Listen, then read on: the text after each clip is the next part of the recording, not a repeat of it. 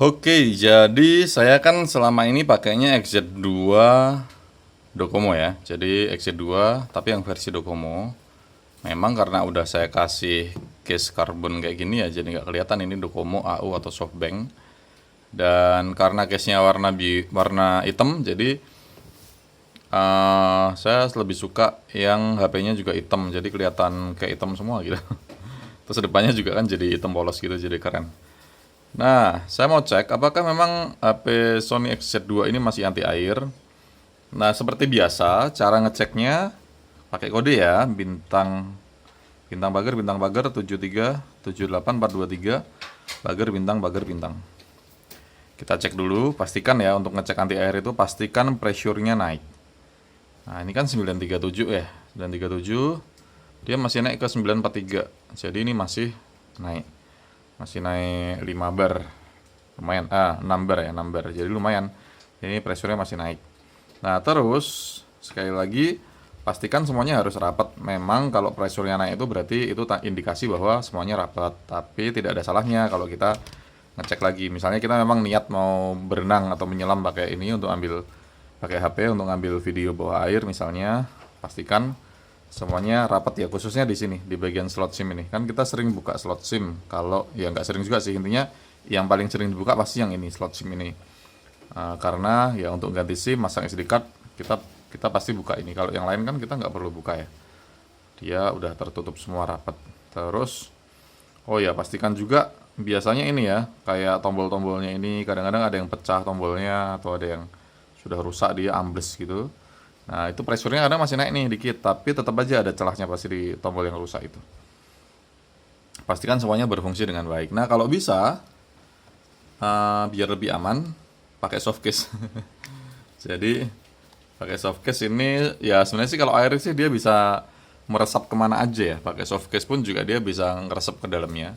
Jadi kayak nggak guna juga sih, tapi lumayan dalam artian dia menjaga biar slot SIM-nya ini nggak bergerak. Slot SIM-nya tetap aman. Ya udah kalau gitu kita langsung coba aja ya. Kita nyobanya nggak di sungai tapi di Tupperware seperti ini.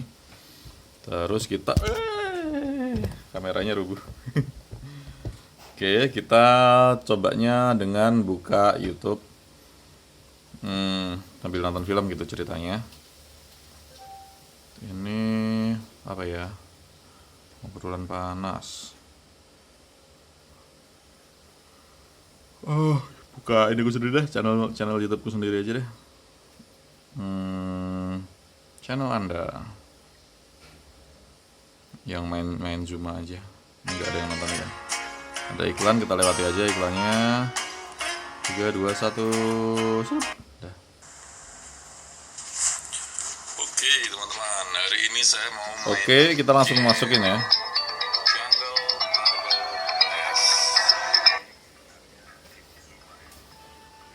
Nah, suaranya langsung beda banget. Tadi suaranya kenceng. Begitu masuk ke air, suaranya gitu. Sejauh ini sih masih belum mati HP-nya. Jadi sih kayaknya masih aman. Nah, sebenarnya untuk Sony XZ2 dan sebagainya yang IP68 itu dia bisa sedalam 1,5 meter selama 30 menit. Jadi kalau cuma di dalam-dalam gintok sih nggak ada masalah ya. Nggak akan kenapa-kenapa lah ibaratnya. Karena dia bisa sampai 1,5 meter.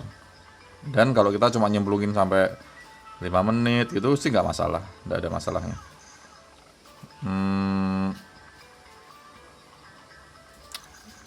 Oke, sampai di sini suaranya masih ada, jadi kita masih tetap bisa dengar suaranya. Terus itu juga lancar, cuma yang pasti yang nggak bisa itu layar sentuhnya ya. Layar sentuhnya ini nggak bisa, makanya kalau di Sony itu pasti ada tombol shooter untuk kameranya. Tombol shooternya itu fungsinya kalau kita mau ngambil gambar di bawah air ya tetap bisa karena dengan adanya tombol shooter. Nah, bayangkan kalau nggak ada tombol shooternya ya kita klik gini nggak bisa karena layarnya udah nggak respon sama sekali kalau di dalam air. Atau kalau pas tangan kita basah pun juga kita pegang-pegang pasti nggak bisa ya. Nah, kalau kita ngecek seperti ini apakah ini berarti anti air seterusnya? Ya selama pressure masih naik sih dia anti air ya. Karena kalau enggak anti air ya. Ini paling coba deh taruh HP yang enggak anti air taruh aja di sini, nyalakan gini. Kalau emang dia nggak anti air, pasti dalam waktu beberapa menit, 1 menit kah atau 2 menit, itu pasti dia langsung layarnya berubah, tutup gitu. Entah ada kedip-kedipnya kah, entah apalah, pokoknya dia pasti langsung pengaruh. Kenapa? Pasti karena airnya pasti masuk. Nah kalau air masuk itu udah pasti korslet, listriknya korslet. Nah, kalau udah korslet ya pasti berubah ya itunya, pasti berubah tampilannya. Terus bisa jadi mati langsung atau ya ada flicker-flicker gitu. Ya macam-macam lah pokoknya. Intinya kalau udah lebih dari 5 menit dimasukin gini sih aman-aman aja ya, berarti aman. Atau kalau misalnya kamu lagi beli nih dan orangnya boleh ngizinin kamu untuk nyemplungin ke air, ya udah cemplungin aja dulu. Terus diemin sambil setelah selesai dicemplungin, dikeringin semuanya. Setelah itu baru cek yang lain. Cek yang lain itu kalau misalnya dia ada masalah itu pasti dia selama kita pengecekan pasti ada flicker-flickernya gitu. Layarnya kedip-kedip kah atau apa gitu. Tapi kalau enggak ya enggak. Oke, tapi yang jelas pastikan di awal itu pressure naik, itu wajib ya, wajib. Kalau nggak naik jangan sekali-sekali coba deh. Walaupun kelihatannya masih rapat banget, kelihatannya masih bagus, tapi kalau pressure-nya nggak naik itu berarti ada celahnya, entah di bagian mana kita nggak tahu. Yang jelas pasti ada celahnya dan pasti air bisa masuk nembus ke dalam. Nah itu kita coba ya. Terus setelah kita selesai gunakan itu di air, setelah selesai digunakan di air ya, kira-kira apa yang harus kita lakukan?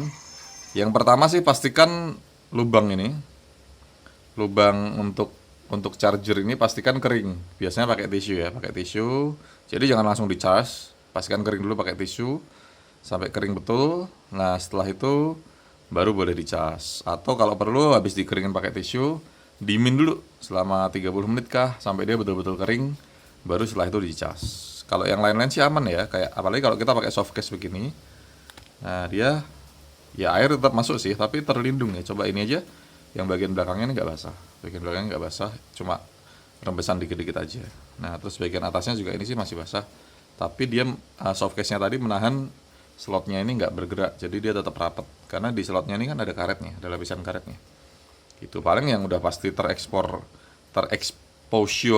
air itu ya ini, untuk lubang charger sama lubang mikrofon. Sama sih udah jelas di speakernya, speaker bawah sama speaker atasnya ini udah pasti kemasukan air. Dan tadi waktu dari speakernya ini keluar kayak gelembung-gelembungnya gitu deh ya, waktu dari speaker atasnya ini tadi keluar gelembung-gelembungnya waktu kondisi nyala di dalam air. Nah tapi sekali lagi teman-teman, pokoknya pastikan pressure naik. Kalau pressure naik ya udah itu kemungkinan besar anti air. Saya bilang kemungkinan besar ya, karena sekali lagi kita nggak tahu kondisi HP masing-masing orang. Bisa jadi HP itu pernah jatuh, sehingga ada celah yang sangat kecil yang mungkin pressure-nya nggak kedetek, tapi ternyata itu ada lubangnya, kita nggak tahu juga. Terus posisi ini, slot SIM, kadang-kadang waktu kita habis cek pressure-nya masih naik, terus kita bawa, nggak sengaja ininya kebuka lah atau apalah, kita pakai nyemplung ya, masuk dari situ, seperti itu. Jadi intinya ini HP anti air, tapi kalau nggak terpaksa banget ya nggak usah cemplung-cemplungin ke air. Kecuali kalau memang pekerjaan kalian memang fotografi di dalam air yang menggunakan HP seperti ini, ya nggak masalah. Pasti kalian juga udah pengalaman untuk makainya. Sekian video dari saya, semoga bermanfaat ya.